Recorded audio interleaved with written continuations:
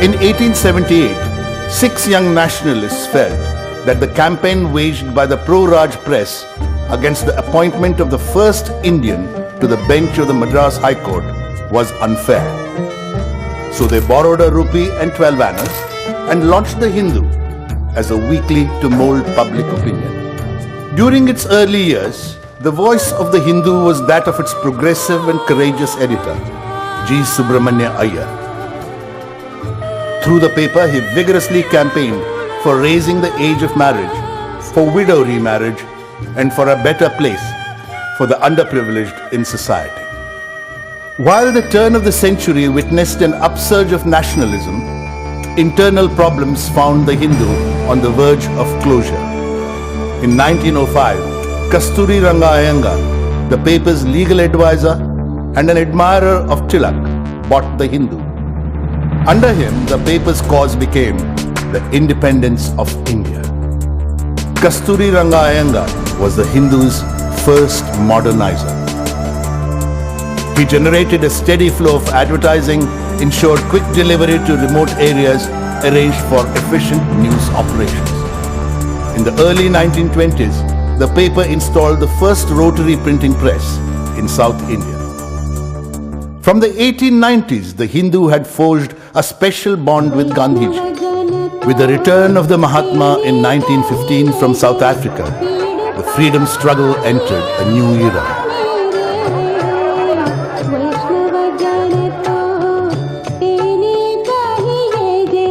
The Mahatma said, "I regard the Hindu among the very few newspapers without which really you cannot do." Kasturi Ranga Iyengar was succeeded by his son Kasturi Srinivasan. Under Srinivasan, the Hindu consolidated its technological base.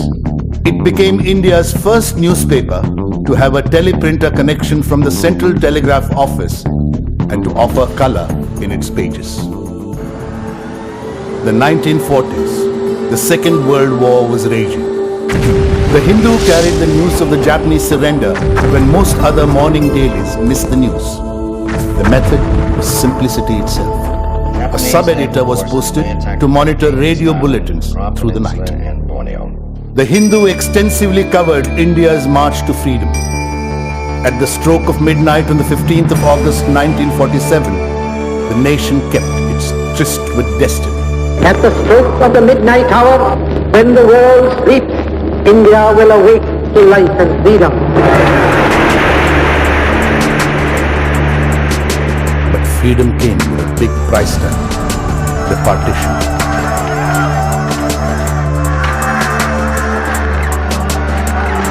And soon followed another tragedy, the assassination of Mahatma Gandhi.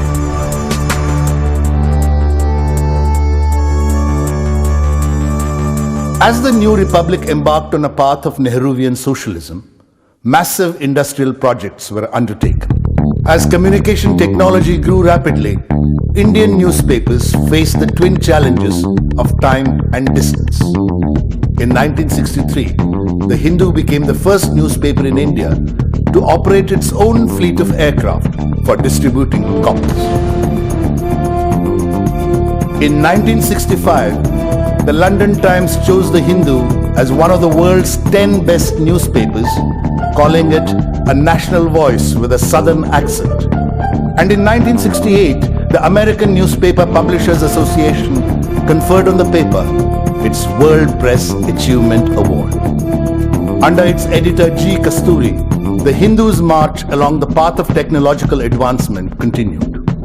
With the rising cost of air transport, the newspaper had to look for new ways to reach the readers. In 1969, the Hindu became the first newspaper in India to print a facsimile edition. The nation was to fight 3 wars in the 60s and the 70s.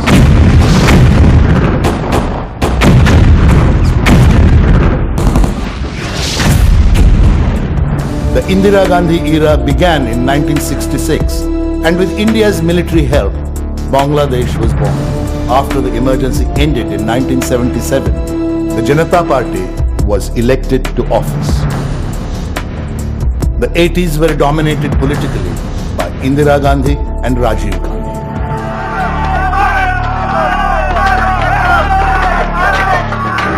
extremism, terrorism, corruption, and the politics of communalization reared their ugly heads.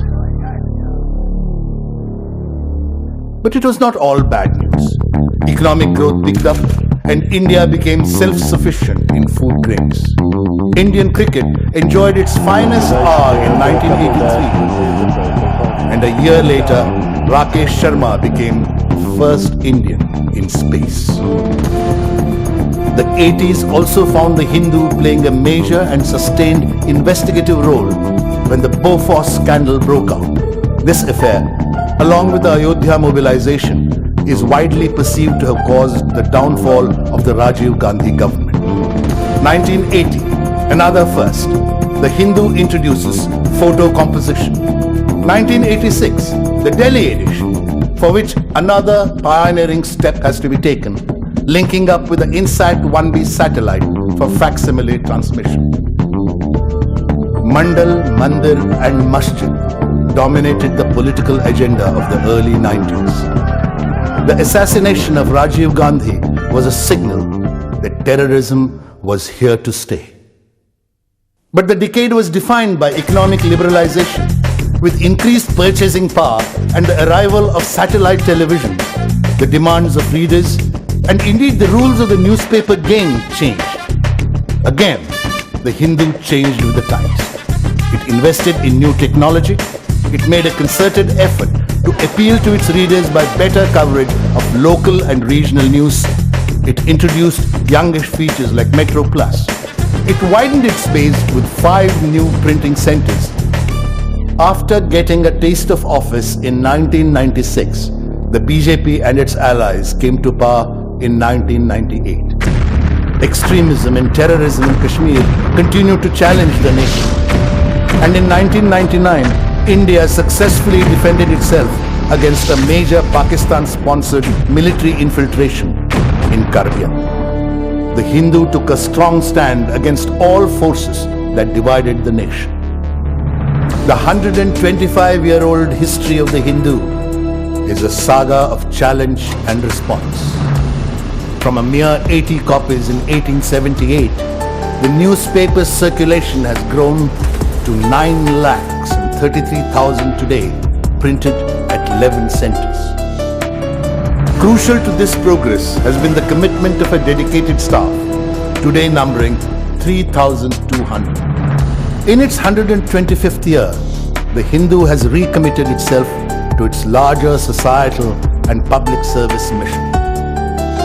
It has editorially proclaimed 5 principles as a template for socially responsible and ethical journalism.